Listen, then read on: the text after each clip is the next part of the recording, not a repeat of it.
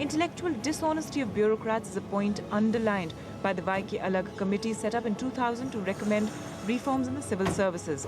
The needless and endless movement of files, an aversion to take decisions, the propensity to set up committees to delay decisions.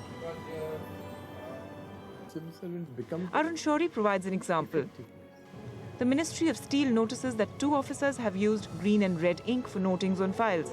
They get worried and ask the Directorate of Printing whether officers can be allowed to use ink other than blue and black. If not, then guidelines should be established. The file then moves back and forth between several ministries: Department of Administrative Reforms, Printing and Stationery, Department of Personnel and Training, Home, Steel, National Archives, Ministry of Defence. And it takes them more than 2 years to come up with a decision linking the colour of ink with the seniority of the officer. In his book, Bureaucracy, M.K. Kaur, a retired IS officer, explains how Babus have made dodging decision-taking a fine art. The fundamental thing which I have realized is that if you take decisions, you can be held responsible for them. So the best thing is not to take a decision. Now, there has to be decision avoidance. How do you avoid taking a decision? One is the famous thing, as at A.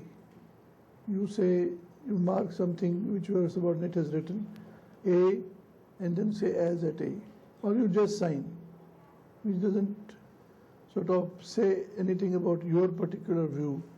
You can later on say, I did it in a rush of work, I didn't exactly see what he had written. So you can save yourself. The other thing is that if you are caught and you have to take a decision, then refer it to a committee. It has been found that no responsibility can be fixed on members of a committee. And then there are committees and committees, committees to expedite and committees to delay. If you want the decision not to be taken at all, then have an empowered committee of 5 secretaries to Government of India who will never meet. You know that these 5 secretaries can never meet. The usual red tape led delays in purchasing snow scooters, critical for soldiers in Siachen, prompted the then Defence Minister George Fernandes to order bureaucrats to travel to Siachen to see first-hand the difficulties on the ground.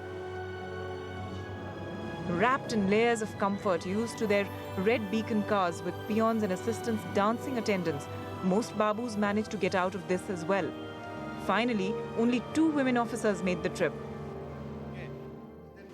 Most who find themselves posted to the northeast states do their best to get out of there as fast as possible. Often called briefcase Babus, they prefer to administer these areas sitting in Delhi by getting themselves posted out on deputation or organizing frequent trainings and meetings in Delhi. This district magistrate, touching MP Shibu Soren's feet in Jharkhand, set new records for sycophancy Babus regularly display to a neta.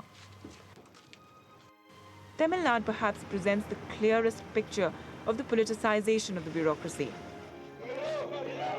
These visuals of the 78-year-old DMK chief being arrested from his residence at midnight during the previous AIA-DMK regime shocked the nation. When the DMK returned to power, the IPS officers who showed such enthusiasm to help Jayalalitha humiliate her arch-rival were among the first to be punished. And the officers sidelined by the previous AIA-DMK regime were rehabilitated.